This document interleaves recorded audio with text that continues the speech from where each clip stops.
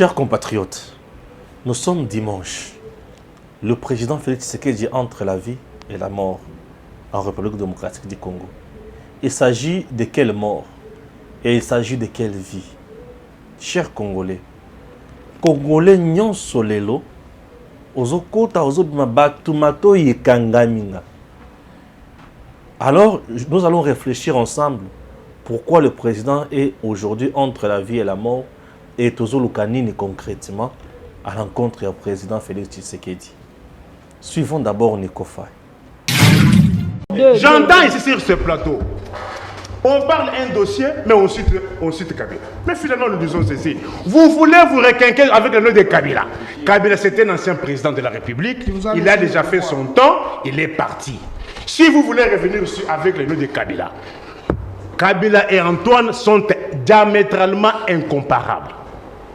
Ce que Kabila nous a légué, et là où nous en sommes aujourd'hui, le pays a reculé sur tous les plans.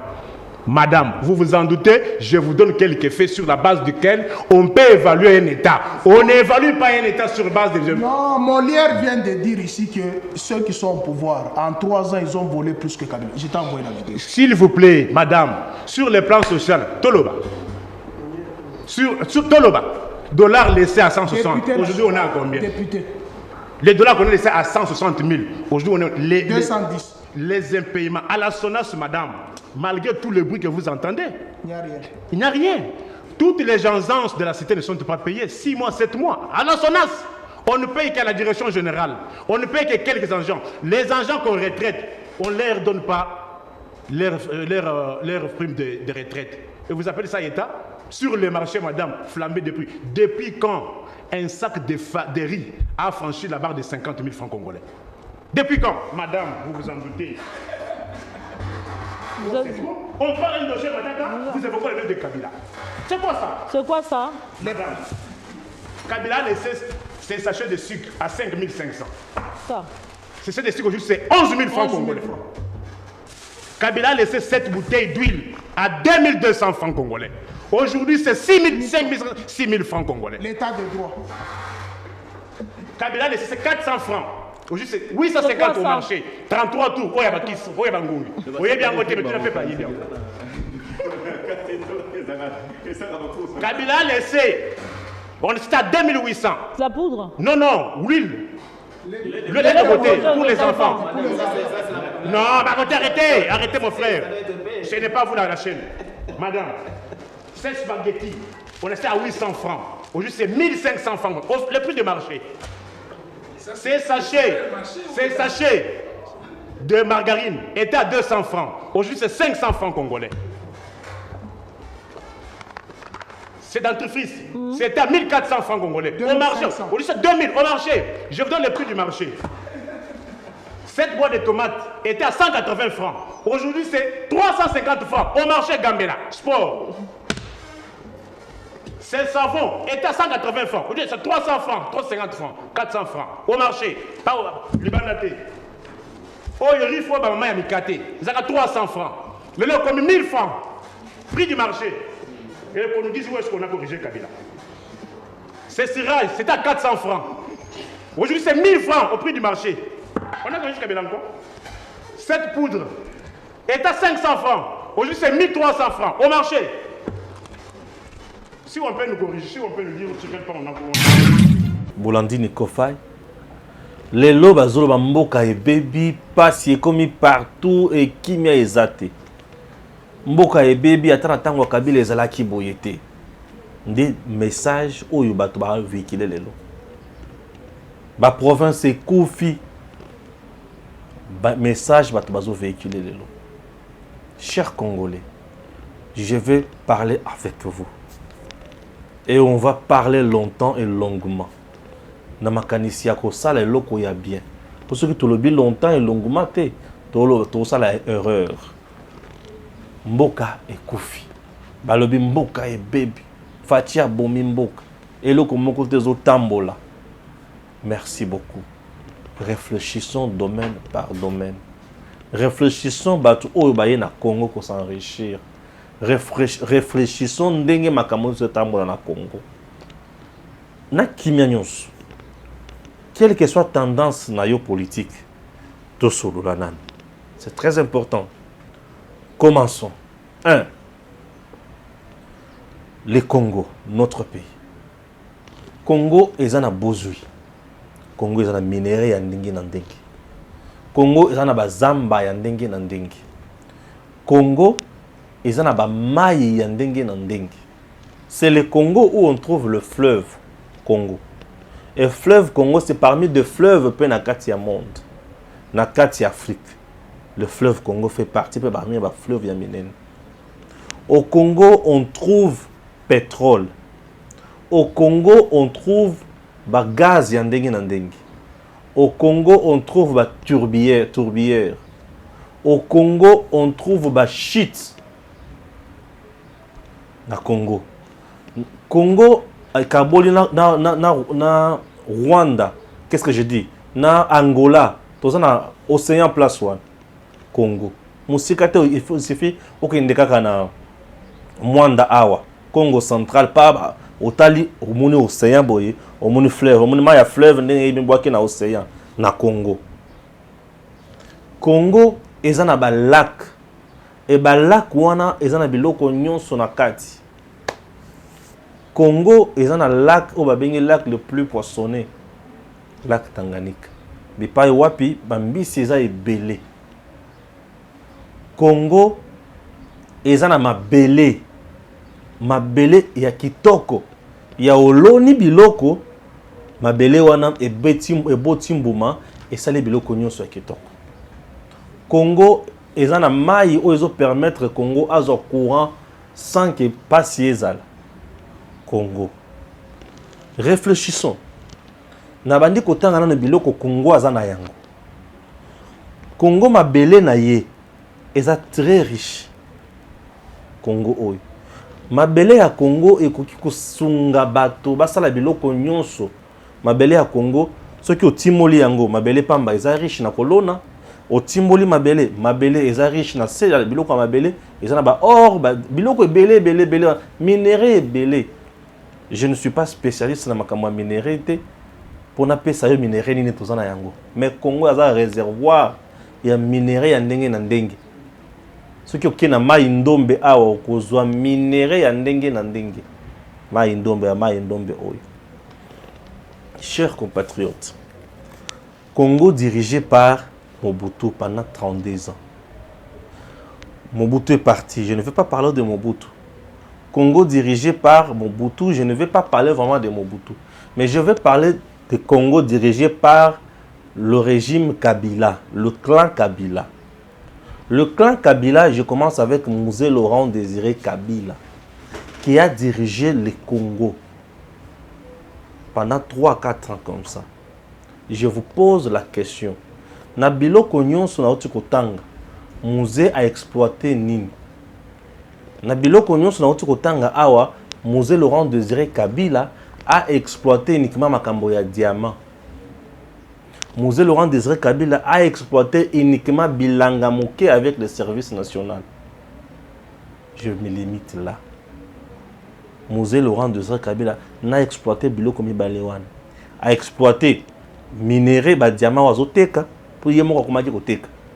Alongwe wana Mouzé Laurent Désiré Kabila a exploité obeka kama belé na kosala bilanga ba service national bilanga pe ya qualité nini ya dimension nini ba projet ya ndenge nini. Ici biloko mibale wana Mouzé Salem administration maramunyo swana tokolo bayangote puisque Mouzé Laurent Désiré Kabila n'a pas laissé au Congo une administration. Non. Non. L'État congolais n'a pas été construit par Mouzé. Mouzé est mort, il n'a pas laissé au Congo même pas une armée. Mouzé ne nous a pas donné une armée. Vous vous imaginez? Armée laissée par Mouzé Laurent Désiré Kabila. Mouzé a laissé quoi? Il faut tout là, makambo tout réfléchir. Avant tout bon Tshisekedi, avant tout finga Tshisekedi, mais réfléchissons d'abord au bisika to bandaki. Pourquoi on a bandé na clan Kabila pe na lobby bongo? Mobutu était là pendant 32 ans. Tout le monde a dit Mobutu est dictateur. Il doit quitter, il doit partir. Mobutu n'était plus le chouchou du peuple zaïrois à l'époque. Mobutu était devenu déjà bête à battre. Bête noire. C'est tout à fait normal. Pourquoi? Puisque le peuple zaïrois, congolais aujourd'hui, était dans la misère la plus aiguë. Raison pour laquelle la population ne pouvait plus sentir Mobutu, ne pouvait plus accepter vivre ensemble avec Mobutu. C'est tout à fait normal et logique. Ce n'est pas tout. Mobutu est parti. Mosé Laurent Désiré Kabila a été soutenu par les Rwandais, les Ougandais, les consorts. Ils l'ont amené ici. Mosé Laurent Désiré Kabila n'a pas laissé aux Congolais, ni au Congo, administration au Kosala. Exact. Il est parti. Il a exploité au Congo kaka minéré ou abanda koteka. La diamant a bien comme ça yé abanda koteka. Est-ce que Oye abanda koteka c'est pour le bien-être du peuple congolais? Non, pour lui. Ateka ki asalaki sousuni pour le peuple, service national. A créé au Béma, office de bien mal acquis pour récupérer biloko nyonso oyo zaki na maboko ya ba mobutiste. Ça c'est Mosé Laurent Désiré Kabila.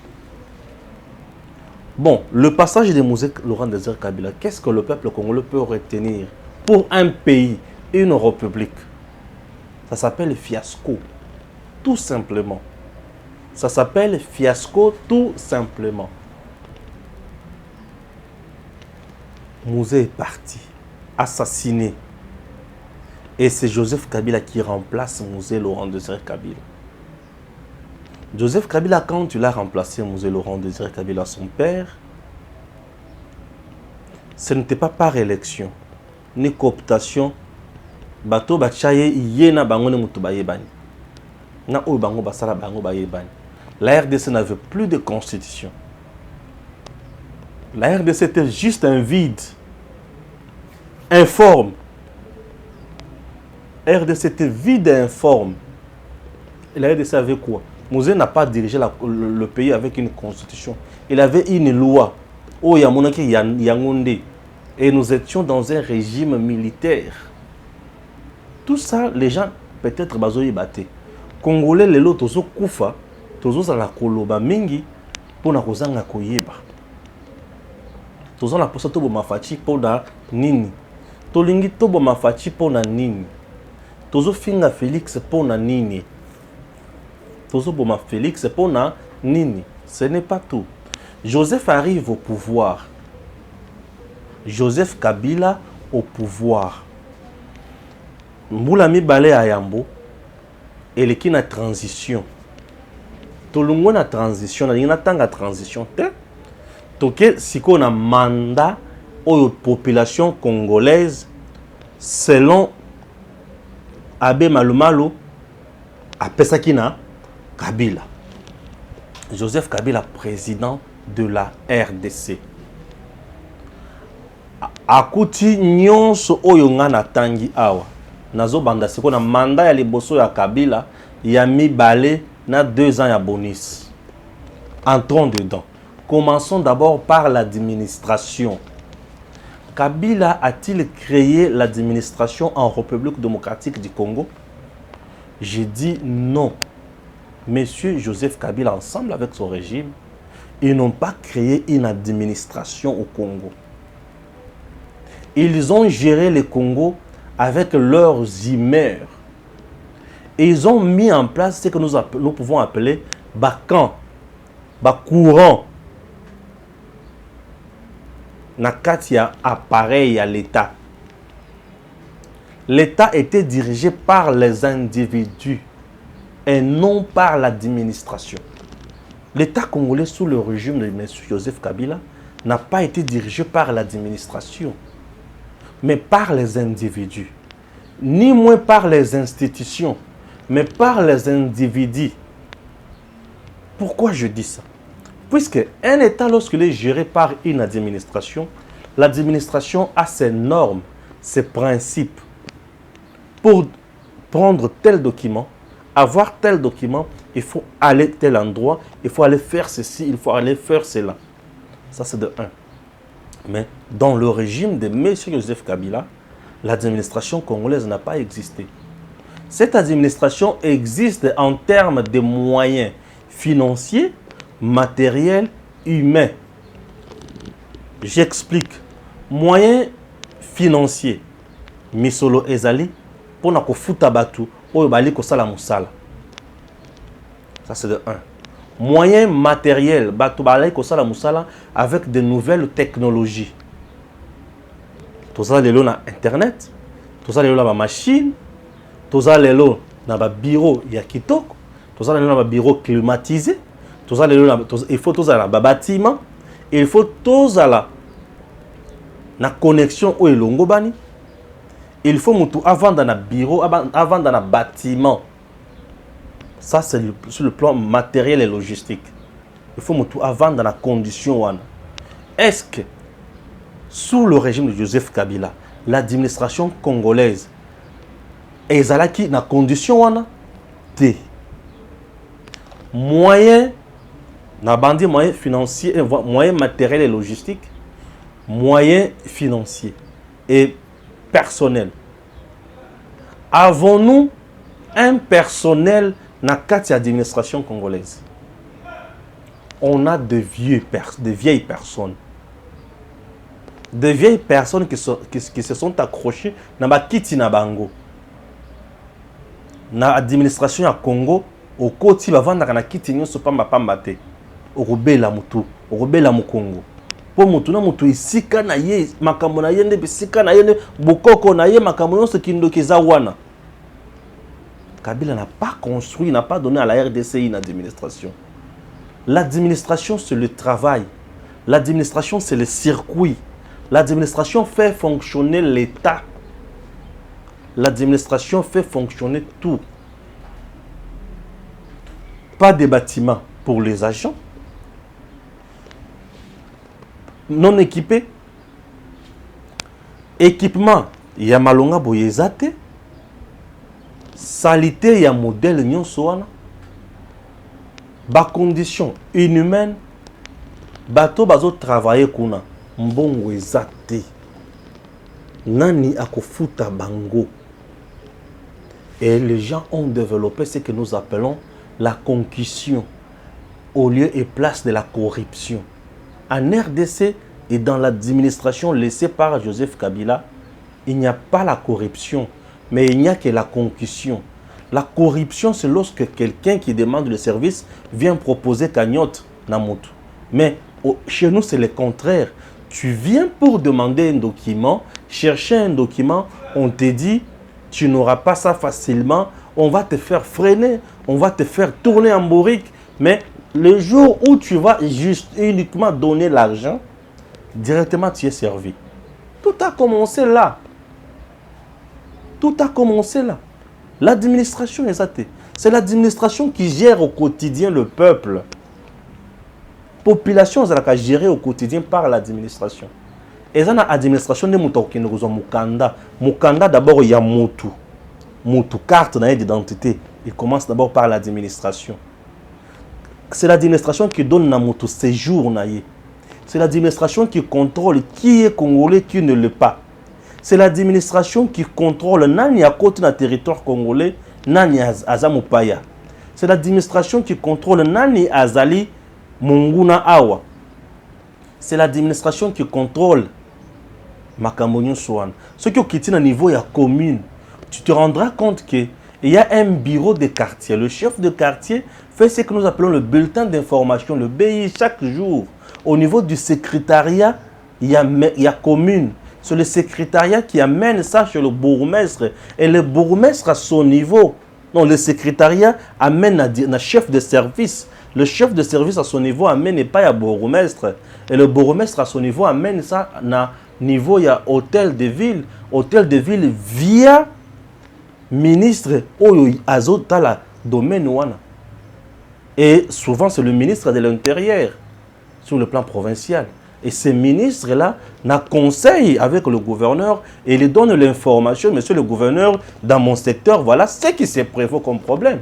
C'est comme ça l'État fonctionne. Mais dans notre pays, sous le régime de Kabila, ça n'a pas été comme ça. Tu veux te procurer, par exemple, un passeport. Mais tu dois faire de gymnastique. Au Congo, tu veux avoir un document. Tu dois faire de sérieuses démarches. Et avec le régime de Kabila, au lieu de mettre en place une administration qui peut faire le travail, on a mis en place des réseaux. Oyo baza batu ya Dada, Oyo baza batu ya Zoé, Oyo baza batu ya Kalev, Oyo baza batu ya Shadari, Oyo baza batu ya Mova, Oyo baza batu ya Némi, Oyo baza batu ya Boshab, Oyo batu ya Mototel. Et ces gens-là, ceux qui continuent à couloir na bango, ne aux yeux ba documents aux anango pour ça facilement. Est-ce qu'un pays peut fonctionner comme ça? Joseph Kabila a tué l'administration.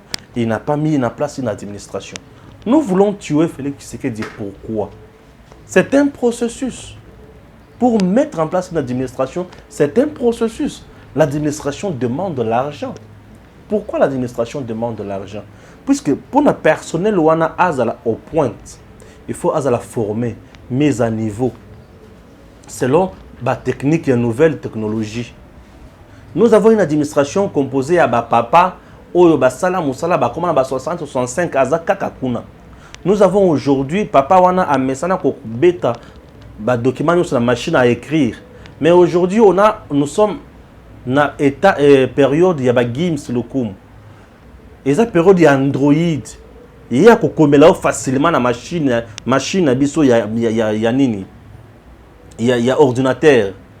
À cause ça, on saisit facile, à ça, on mise en garde facilement, oui, mise en page plutôt facilement. À cause ça, là, on croquis moussous na machine, on a facilement.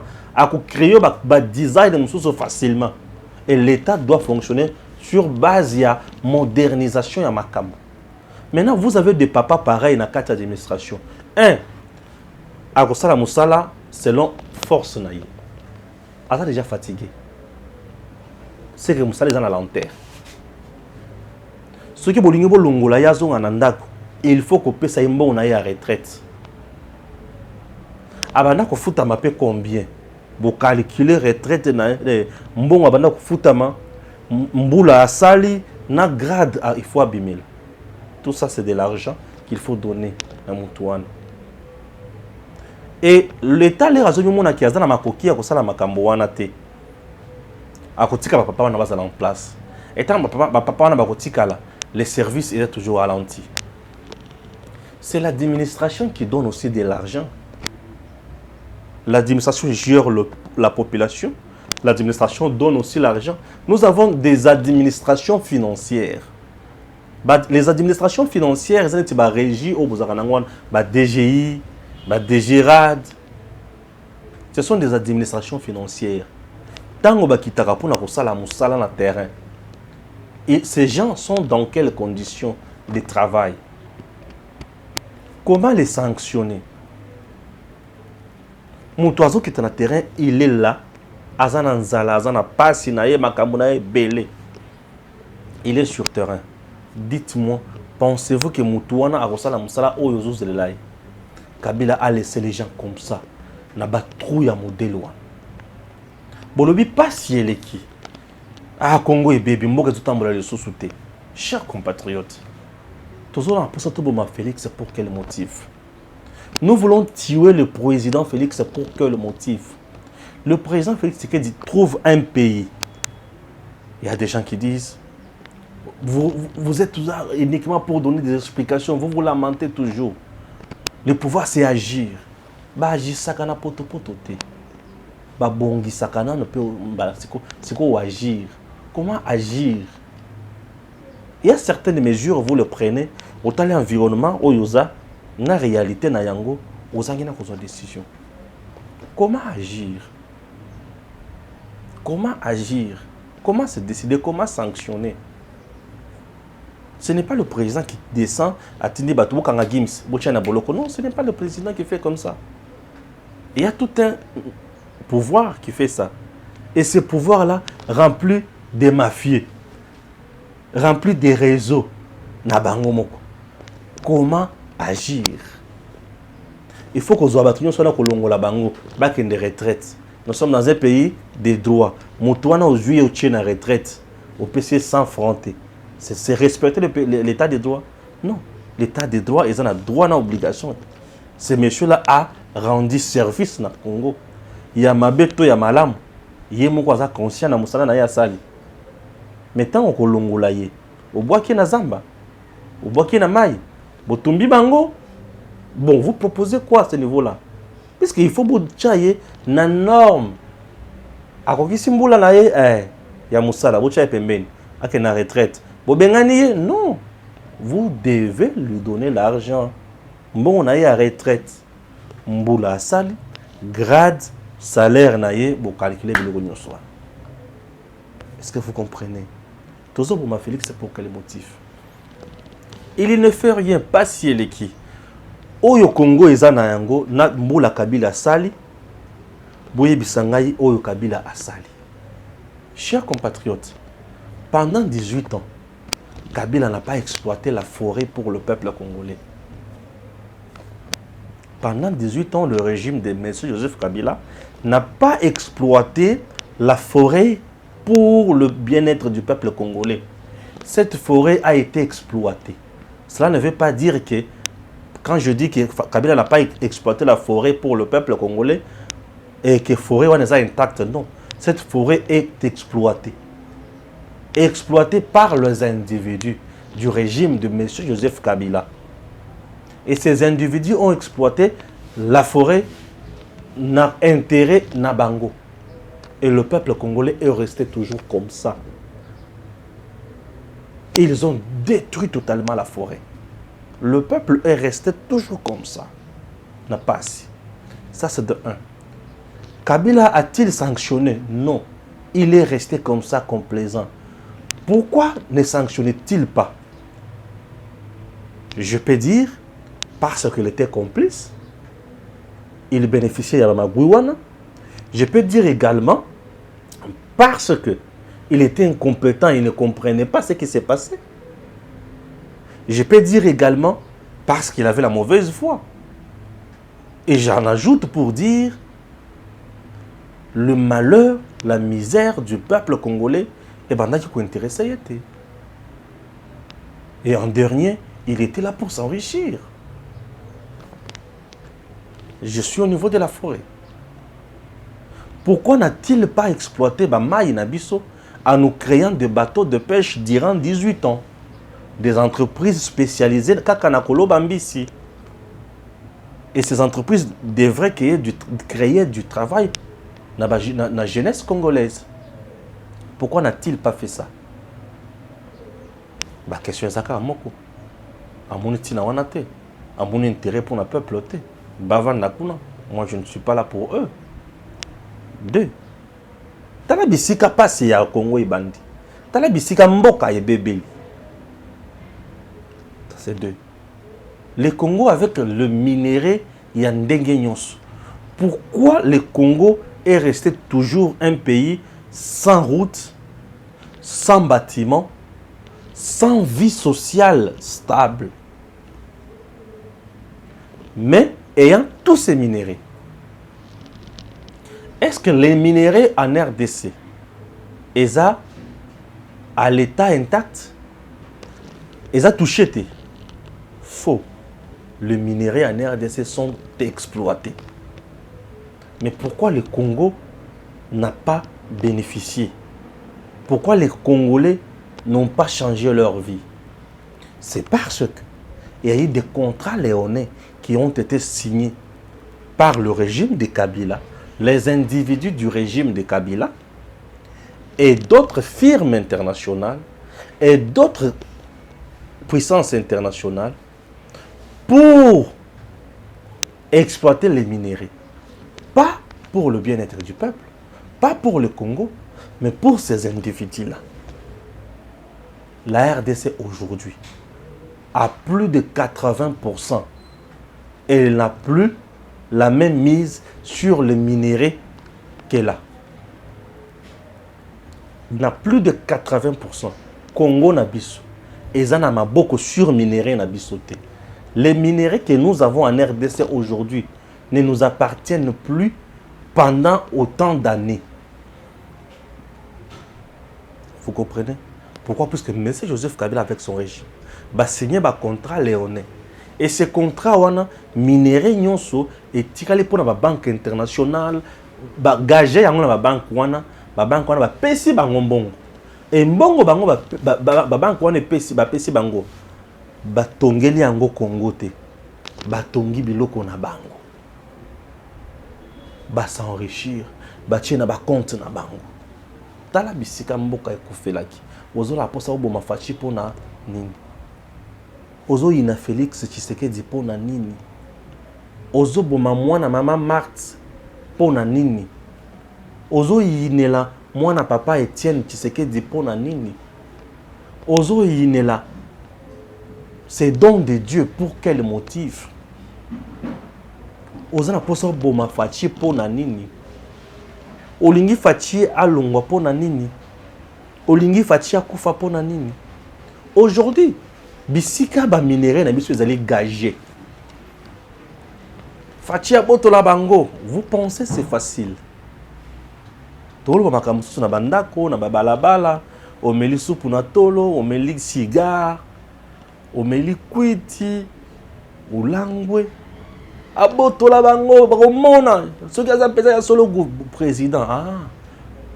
Lokola aza président. Akokina ba banque wana botola ba minéraux nyonso na bandi exploiter yango. Voilà pourquoi vous voulez la guerre en RDC. Regardez comment vous cherchez la guerre. Oui. Batouana bazui minéré wana na état wana. Au nom du principe, il y a continuité, il y a l'état. Lorsque Batumso ya Sikabaza nommé, bako boma ba contrat nyonso bakoti te. À la limite bakoki ko kende koluka ko revisiter yango, ko renégocier yango. Mais ce que ça qui conclut en bonne et due forme. On peut dire aujourd'hui que même bon on biso to zoate. Et ça na question à l'état te. Il faut to boto la minéré na biso. Non. Bato bazalaka na Congo. Ils ont agi au nom et pour le compte de l'État congolais. Basalika eloko moko te. Ya misolona le reye. Ekoti na banque. Bazui yango batia na babiloko na bango, mais batiki yango pour l'État a travaillé dans le. C'est ça l'unique problème. Lelo aujourd'hui, dire à Fachi, boto la minérale nyon sona, siko aza présent na ndengini. Cause la président eza kozala muto azo kende créer guerre. Pour aujourd'hui ceux qui a lobby qui na boto le yango lisusu nyonso. Ces gens-là vont faire une sérieuse guerre na Fachi. Vous voyez nos pays limitrophes nyonso oyo. Au moins penza ba côté Uganda, Kotoyo, Burundi, kuna Rwanda kuto d'habitude comme d'habitude, Zambie kuna, boye kuna, Centrafrique kuna ba encercler penza bino, ba tona baza capable ya ko créer ba groupe rebelle na ba pays nyonso wana. Et ba ko kende pe musikate. Ils ont utilisé uniquement les Congolais que vous êtes. Ils vont uniquement vous utiliser. Bako zokuto bato mususu ba étranger te kaka ba congolais. Bako bisa bango bokende bolongola yi. Biso tokozala sima na bino pour bo diriger. Les Congolais ne visent jamais le bien-être de son peuple. Ne visent jamais le bien-être de son pays, mais ils visent toujours ses intérêts à lui seul. C'est comme ça notre pays souffre. C'est comme ça notre pays meurt. C'est comme ça notre pays a pataugé dans cette misère. Ah, moi comme na passe. Na ba minéré nyonso Congo azana yango. La Kisangai bozwi nyonso Congo azana yango. La Kisangai bisika Kabila atongaki a créé misala pona Congo. La Kisanga ba entreprise au Kabila salaki na régime na ye basali pona Congo. Et Félix Lelo aye abomi yango nyonso ba grève esalemi. Na peso 2 minutes na gumba maboko. Na olobate. Pour la Kisanga yango. Eza? Ezate. Ezate. Mais dites-moi. Félix abomi mboka oyo na niveau nini? La kisanga siko niveau oyo Félix abomi mboka. Bato mboka bango oyo. Mboka eza kaka ba institution te. Mboka bandaka na administration. L'unique travail que M. Joseph Kabila et son régime va créer dans Moussala oyo, eza députation nationale. Monto comme député national. Monto comme député provincial. Monto comme ministre provincial. Monto comme ministre national. Monto comme gouverneur. Monto comme bourgmestre. Monto comme sénateur. Regardez tous ces postes créés par M. Joseph Kabila. Jeunesse oyo a profité na ba poste on azate. Au contraire, la poste nyonso Kabila a créé. Selon lui, mais ça Kabila a créé. Et Kotisi Goï. Et Bomi Lissou Congo. Nous avons un parlement. Il faut comme un député national, puisque il y a un député national à cause de Moutuka. Bakufuta Mbongo. Ce qui est un ministre et c'est tout à fait logique et normal. Regardez la plupart des gens où ils ont gagné dans le cannabis. Où ils sont mapango. Où ils tongi bandako kitoko. Où ils tongi biloko kitoko. Bazabanani. Les députés nationaux, les ministres, les gouverneurs, les sénateurs, et c'est tout. Là qui sont les enseignants.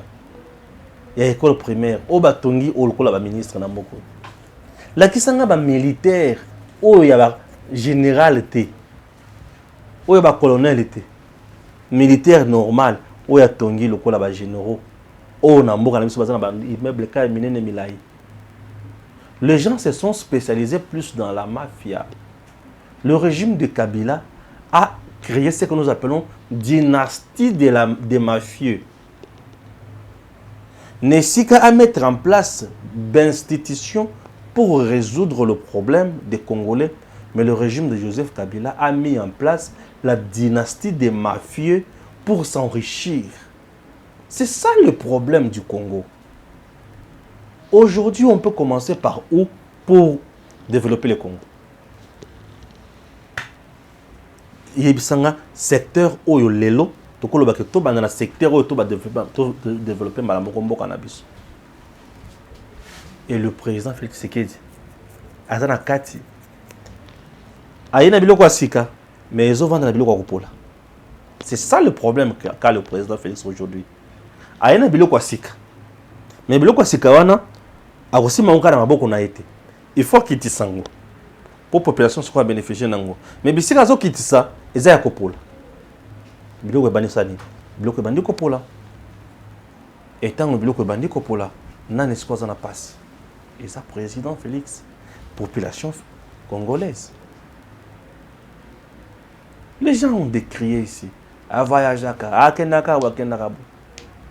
Mais ce qui n'a ébichu makambo oyo Congo est bénéficié dans le lenge sali ba voyage union swana on dit matin. Peut-être tu vas toujours refuser pour la mauvaise foi. Mais en réalité, ce que Kemusika faut comprendre.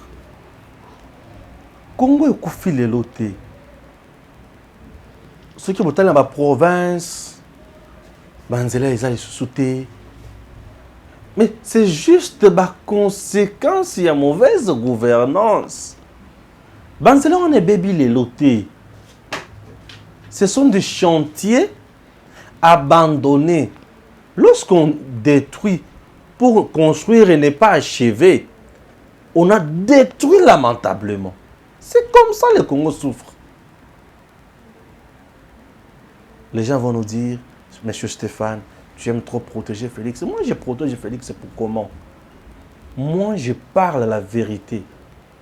Pour Tozo na kati ya koyina Félix Pamba. Tozo yina Félix Pamba, Tozo boma Fachi Pamba. Fachi n'est pour rien. Fachi n'est pour rien. Moutobomi Congo n'a pas régime ya Kabila. Et ce que Fachi fait aujourd'hui, na niveau Kabila Batiki Congo vide, informe. Congo y a un réseau.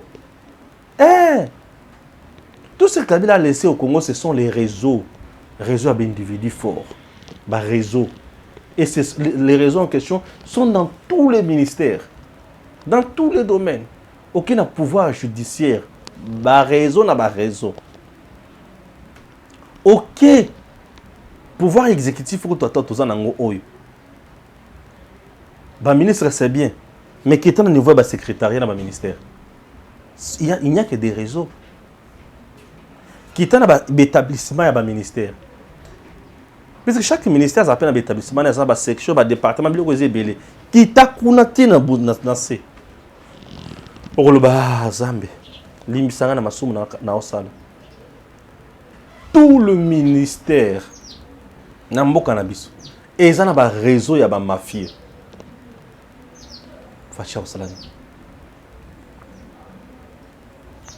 Réseau, il y a un mafia, ils ont un bendete, ils ont un bateau. Donc, bateau, il y a un béba partout. Partout, bateau, il y a un béba. Au Congo, Congolais, Batcho pesa procureur que le cas d'infraction à Congo kangela au Kangabatu. Yaya, na jour moko zo kanga 100. Donc chaque jour kanga 100 Congo. Je te dis au procureur yewana abana Kangabatu nyonso ba yibi biloko à l'état na Congo. Abana kanga chaque jour. Chaque jour azuka ka ministère ce qui na pèse exemple. Au ministère du sport, muyibi za na kati. Quand tu as enquêté dans le ministère du sport, tu as la fédération partout. Il y a maman na muyibiza. Au ministère, le ministère est mine. Eh, Seigneur Jésus, pour le battre. Le ministère au ministère de la santé, muyibiza. Tout le ministère, tout le secteur au Congo, il y a des réseaux mafieux. Il y a des voleurs. Il suffit bon un projet et il y a un ministère pas c'est j'ai vendu. Attends les bâtonnets baza banane. Bâtonnets baza pour pas zuba. Petit boyibi schéma n'engue za la carte toyebi. Ba ekiti na terrain. Félix akulunga susu na côté aza akiti abani roya wana. Ministère et enseignement. Les inspecteurs wana. Makambo iza. Congo Kabila nous a légué un Congo, il y a pas réseau. Il n'y a pas des institutions, il n'y a pas des... Ben, institutions, bonjour, quand ils ont des institutions, des noms. Quand on a 4 institutions, on a là. C'est sale.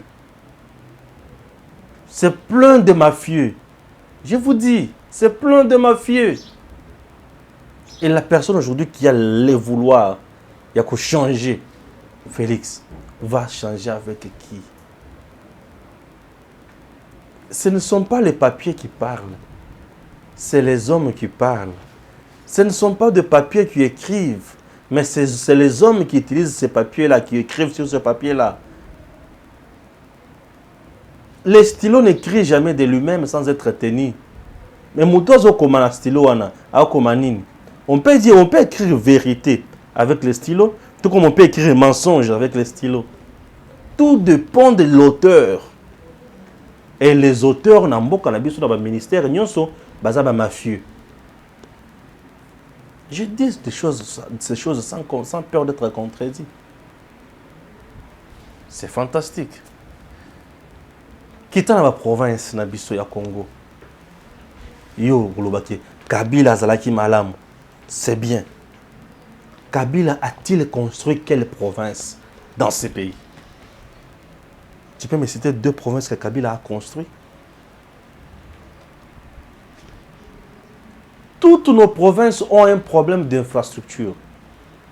Banzela Ezate, ma province est sur le Kasaï central, Benakanang. Je dis Bisama Kumoyo, Bisama. Partout où du moins Kananga Yonsu, au Sanya Djibo. Ngamburushai. Soutenir Rai. Njidi jijini ja kuyuko kananga. Boku yuko ngata koko binje jimbi. Bianjila. Bianzembu. Biamai. Biambua. Kananga nka fokons. Toujours ba député ba njuba sungu kananga. Kaba tu ba kuila kananga muti insense muto. Mon parlement, mon député, ne va se rentrer. Quand il y a quoi la kananga, to kananga kafre. Ndi je ne ko kananga. Ngambulu chai. Ngambulu chai. Il y a déjà $1,500 chanana. Même une équipe one, tu peux ko kananga. Tu as un binji jimbi. Tu bilege bakelenge. Tu bambile boane. Tangile ko kananga. Kananga kafre konsu. Kananga kafre. C'est déplorable. Mais est-ce que kananga kapang le bana bena menjani? C'est pas du coco. Panto ba lungu ni menji ba du coco ba buni.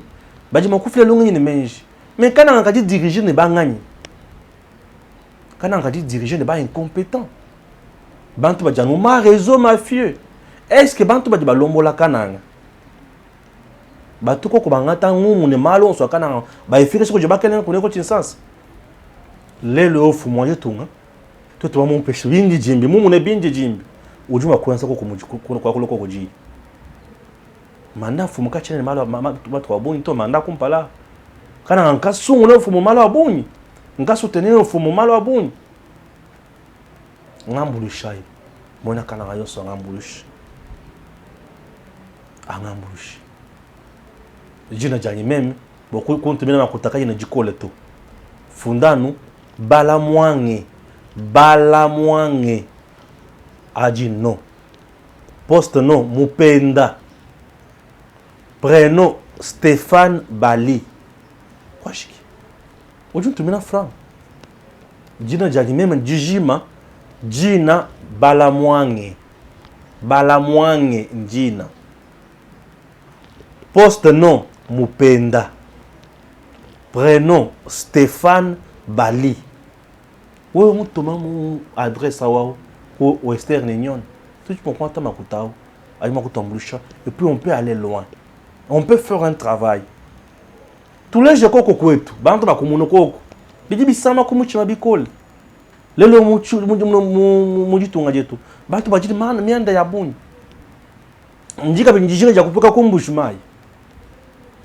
Tous les gens mianda jika yenda kumbushimai to. Tout bon si tu mets la casaille, tu dis sans les chai. Tu t'en as eu que ton coup fouet. Que ton coup fouet, tu dis pas seulement quoi bas bendembim, pekin que tout. Que ton coup faut cons. Ton boulot chanaï, tout long là quoi tout. Vous avez des projets. Mais parfois, bah, projet, on a les autres blocage. Ah ouais. Oui, mais contactez-moi aussi. Bah, tu peux nous connaître, moi, du moment il va quoi. On va poser aussi les problèmes. Ça va aussi dans l'intérêt, il y a dit tout, l'intérêt sur le plan électoral. Poser les problèmes. Tu as quoi le mal qu'on traite, qu'on parle de vos projets là, qu'on fasse plus la vulgarisation de vos projets et que les gens suivent, que les dirigeants suivent aussi, qu'ils se sentent interpellés pour faire quelque chose. Ne croisons pas les bras. Tout le monde ne fera pas la même chose. Moi, aujourd'hui, je suis journaliste. Peut-être,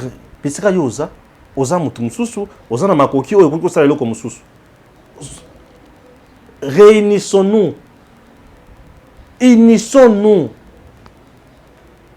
Dans toutes les provinces, j'ai besoin. Il y a des notables, il y a des provinces. Ok, na chopo kuna nzela ezate passe na passe. Bo sangana ba na chopo. Bo créer ba projet. Bo lobela yango bo pesa a to ko lobela yango. Moi je fais partie de toutes les provinces. To ko lobela yango. Solution est mon na ba province. C'est très important. Aux en poso bo ma Félix Asalini. Pas si Dieu se tozana yango oyo. Makambonesi na oloba admettons que Kabila a 18 ans atongaki ata 18 entreprises to 10 entreprises où il engagé ba congolais atongi na chaque province entreprise mibale. Est-ce que le Congo serait à ce niveau? Pourquoi nous voulons tuer Félix Tshisekedi? Pourquoi nous voulons la mort de Félix? Non, il n'est pour rien. Le travail se fait en termes de temps.